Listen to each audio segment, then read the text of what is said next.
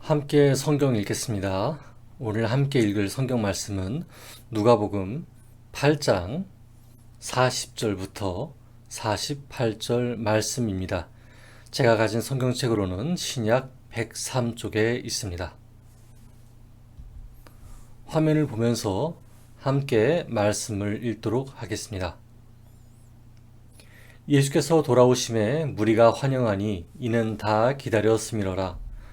이에 회당장인 야이로라 하는 사람이 와서 예수의 발 아래에 엎드려 자기 집에 오시기를 간구하니 이는 자기에게 12살 된 외딸이 있어 죽어감이러라. 예수께서 가실 때에 무리가 밀려들더라.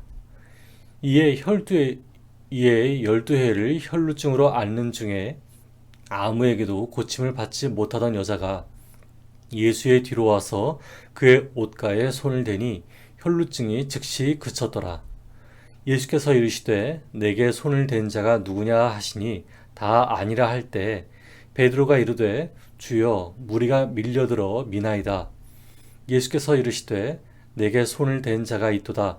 이는 내게서 능력이 나간 줄 알미로다 하신대 여자가 스스로 숨기지 못할 줄 알고 떨며 나와 엎드려 그 손댄 이유와 곧 나은 것을 모든 사람 앞에서 말하니 예수께서 이르시되 딸아 내 믿음이 너를 구원하였으니 평안히 가라 하시더라. 아멘. 오늘은 누가 내 옷에 손을 대었느냐 하는 주제로 말씀을 전하겠습니다.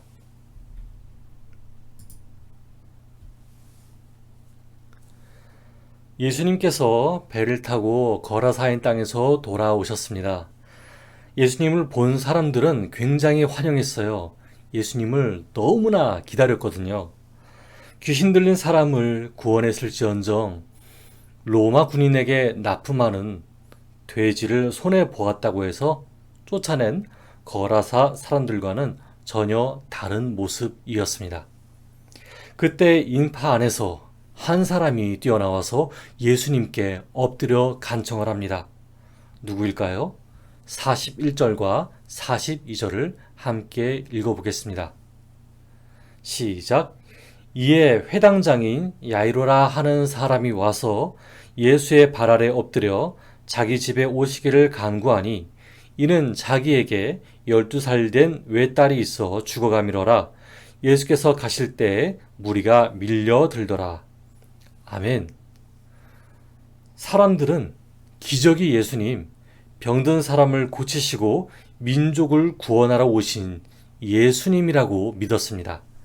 그리고 이제는 회당장의 딸을 고치러 간다니 하나님이 예수님과 함께 하신다고 하는 그 증거를 보고 싶어서 사람들에게 어떤 큰 소망이 되었던 것 같아요. 이 사람들이 얼마나 귀중하고 감격스러운 볼거리겠어요. 야, 하나님께서 예수님을 통해서 역사하시는구나. 야, 우리 그 기적 보러 가자. 야, 또 기적 보러 가자. 더 신기한 일 보러 가자. 회당장과 함께 가는 예수님 앞뒤로 엄청나게 많은 사람들이 몰려들었어요. 정말 정신없이 북적였죠. 만약에 말이죠. 눈앞에서 신기한 기적이 일어나는 장면을 쉴 새 없이 보게 된다면은 저도 그곳에 관심이 쏠릴 거예요. 피부병이 갑자기 없어지면서 새살이 돋아나고 꺾여진 팔이 고다지고 뼈밖에 남지 않았던 다리가 근육이 부풀어 오르면서 재생되는 걸 본다면 말이죠. 하지만 예수님은 기적을 일으키시는데 목적에 계신 게 아니라 예수님의 관심은 오직 잃어버린 양이었죠. 여러분, 우리도 알게 모르게 물질적으로 또는 영적으로 일반 사람들과는 다른 은사를 가지고 있을지도 몰라요. 언젠가 우리 성도들에게 어떤 사람은 노래하는 재능이 발현되겠고 또 어떤 사람은 돈이 많아지는 재능이 발현될지도 몰라요. 어떤 사람은 말을 잘하는 재능이 발현될 수도 있겠죠. 하지만 그런 은사가 발현될 때 그 은사를 어떤 사람에게 자랑하는 목적으로 쓰지 않게 되기를 바랍니다. 예수님처럼 잃어버린 양, 즉 영적으로, 사회적으로, 생활면으로 구원받아야 하는 사람들을 돌아보는 여러분들이 되기를 바랍니다. 회당장 야이로의 딸을 고치러 가는 길목에서 예수님의 그런 가르침이 나와 있어요. 43절과 44절을 함께 읽어볼게요. 시작. 이에 12해를 혈루증으로 앓는 중에 아무에게도 고침을 받지 못하던 여자가 예수의 뒤로 와서 그 옷가에 손을 대니 혈루증이 즉시 그쳤더라. 아멘.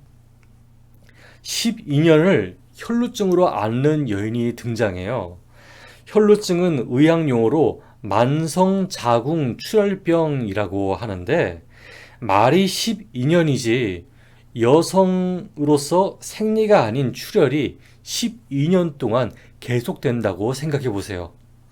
속옷을 매일같이 빨아야 하고 속옷이나 옷에 배인 피 냄새 때문에 사람을 만나는 것이 매우 민감했을 거예요. 또 물이 귀한 나라였으니까 쉽게 이 피 냄새가 빨리 가지 않았겠죠. 피가 그치지 않다는 것은 빈혈이 쉽게 일어난다는 거예요. 뇌로 산소를 운반하는 피가 적다는 것이고 항상 어지러움을 느끼는 데다가 피로감, 쇠약감, 무기력감을 항상 느껴요. 그러니까 이 사람이 지나갈 때면은 사람들이 알아요. 힘없어. 막 이래요. 딱 봐도 아픈 티가 나요. 입술은 마르고 눈은 움푹 들어갔으며 피부는 거칠고 탄력이 없어요. 레위기 15장 22절에서는 혈루증에 걸린 사람들을 철저하게 격리했고 앉았던 자리에 손을 대는 것도 부정하게 여긴다고 쓰여 있어요. 이런 법이 생긴 이유가 있어요. 바로 중동의 기후 때문이에요. 전염병에 대해서 굉장히 민감했기 때문에 생긴 법이었죠. 하지만 율법 중심으로 살았던 탓에 사람들은 대개 불쌍히 여기는 마음보다는 그 사람을 부정하게 여기는 풍조가 있었어요. 이 사람이 어디 건물에서 이제 조금 기대서 앉으려 그래. 그러면은 아니 부정한 사람 아니야? 당신이 여기 앉게 되면은 우리 건물이 부정해진다고요. 다른 데로 가세요. 또 다른 데로 옮겨가요. 아니 여기에 앉으려고 하면 어떡해요? 이거 다 사람들이 앉는 곳인데 당신이 앉으면은 이 부정한 자리 때문에 손해보게 될 걸 책임질 거예요? 다른 데로 가세요.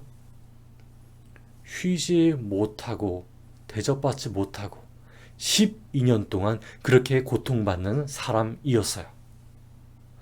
자, 그렇다면 이 여인이 예수님께 접근하려면 어떻게 해야 했을까요? 자기 얼굴과 손이 보이지 않도록 철저히 옷으로 가렸고요. 피 냄새가 나지 않도록 옷을 많이 껴 입었을 거예요. 그리고 아주 낮은 자세로 있었을 거예요. 마지막으로 수많은 인파를 뚫어서 예수님께 다가가야 했기 때문에 살아있는 모든 힘을 다 짜내서 예수님께 손을 뻗었을 거예요. 이리 치이고 저리 치이고 수많은 사람들이 낮게 있는 자신을 보지 못하고 그렇게 이리 밀리고 저리 밀리고 하면서 예수님께 손을 뻗었을 거예요. 이 여인이 이렇게까지 한 이유가 있어요. 마가복음 5장 28절에 여인의 소망이 나와 있거든요. 제가 읽어볼게요. 이는 내가 그의 옷에만 손을 대어도 구원받으리라 생각함일러라. 아멘. 왜 이렇게 생각했을까요? 예수님께서 계신 당시 1세기 랍비 문헌에는 이런 말이 있거든요. 온전하지 않은 자가 온전한 자의 겉옷에 달린 술에 손을 대면 온전해진다 라는 말이 있었어요. 혈루증 여인의 행동은 바로 이 말을 믿었기 때문이었어요. 이 말을 한 이유도 있어요. 유대인들이 겉옷을 특별하고 소중히 여겼는데 바로 겉옷에 달린 술 때문이었어요. 그 술을 잠깐 볼게요.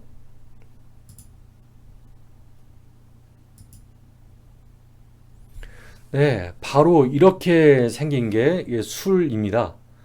자, 민수기 15장에 나와 있는 말씀인데요.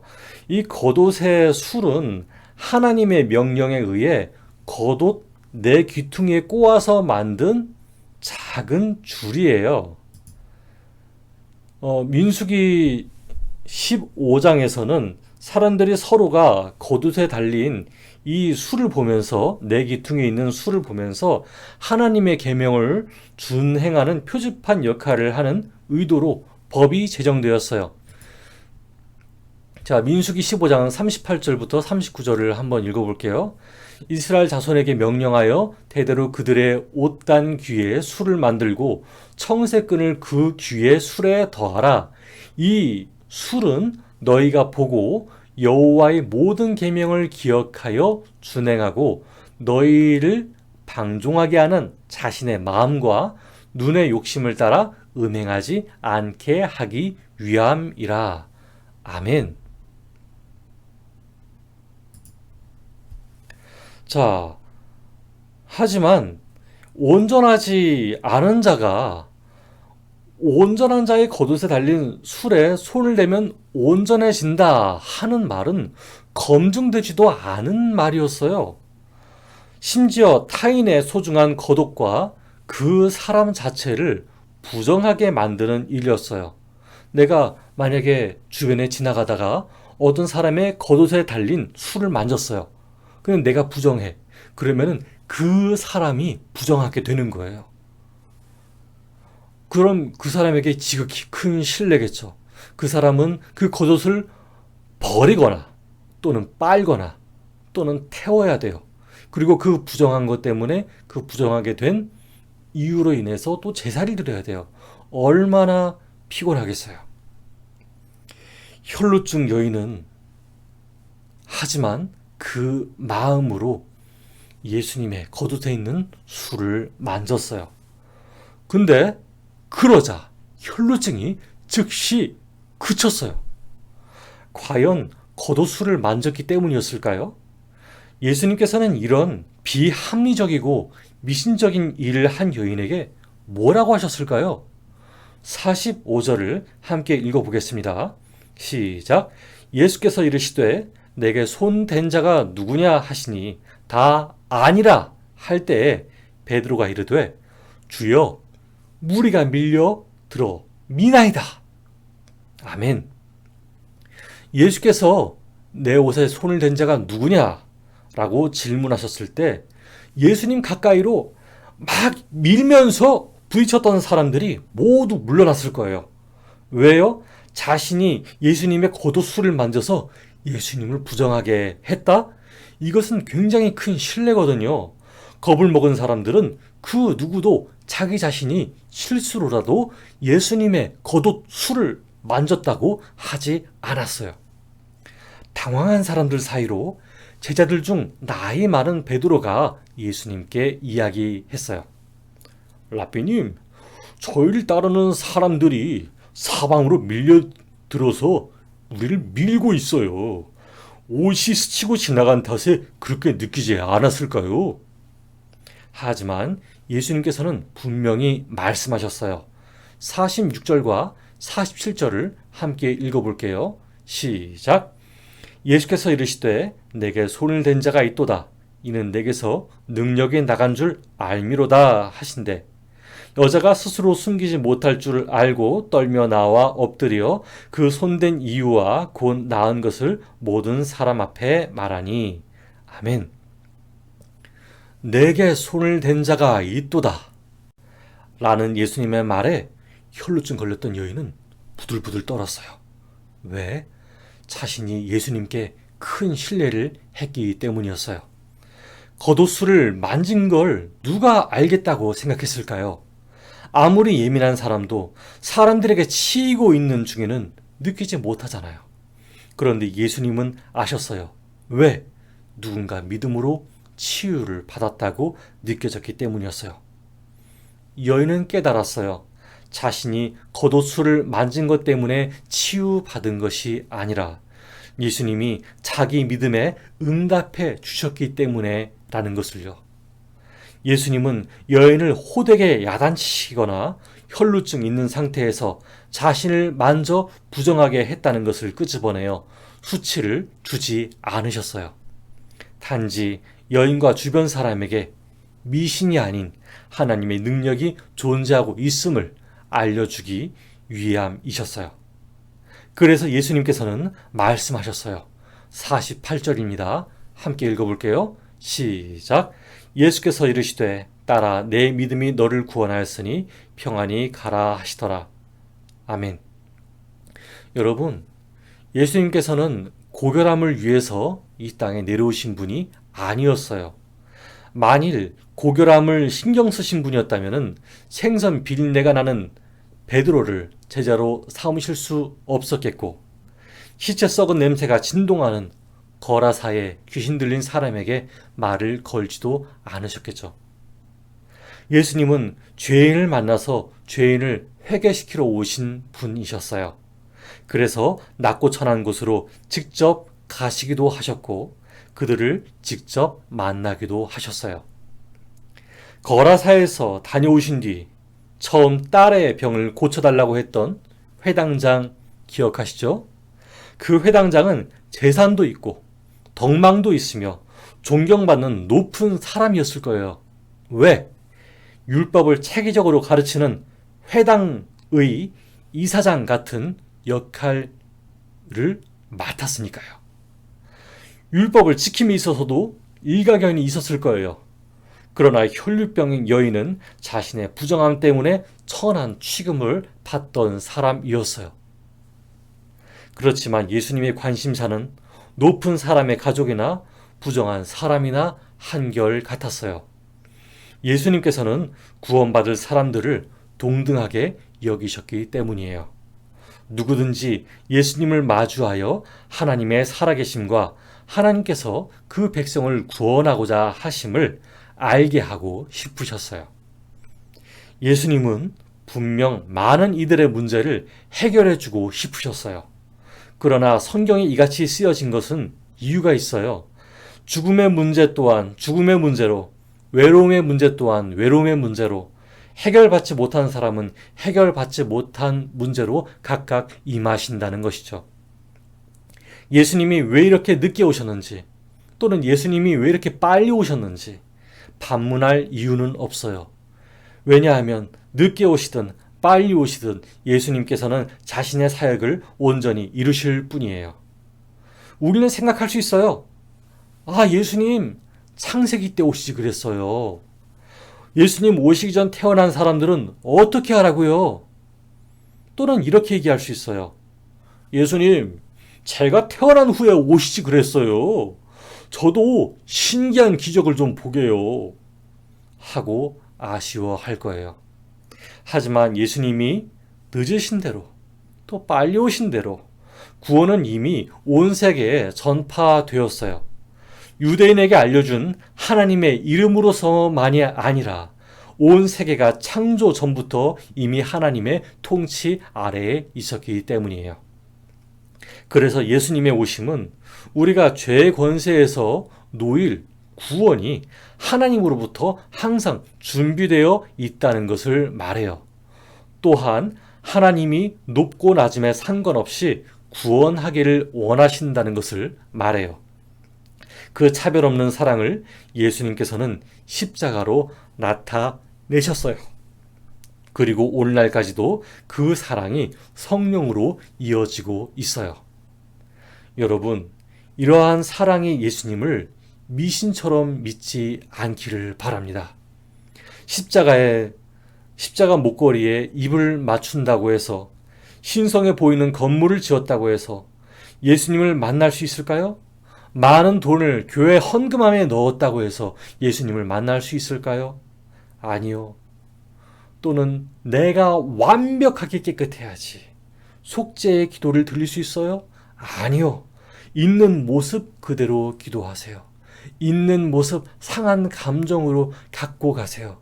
그때 하나님께서는 여러분에게 구원을 다시 선포해 주실 거예요. 시편 51편 17절은 이렇게 얘기하고 있습니다. 하나님께서 구하시는 제사는 상한 심령이라. 하나님이여 상하고 통회하는 마음을 주께서 멸시하지 아니하시리이다. 아멘.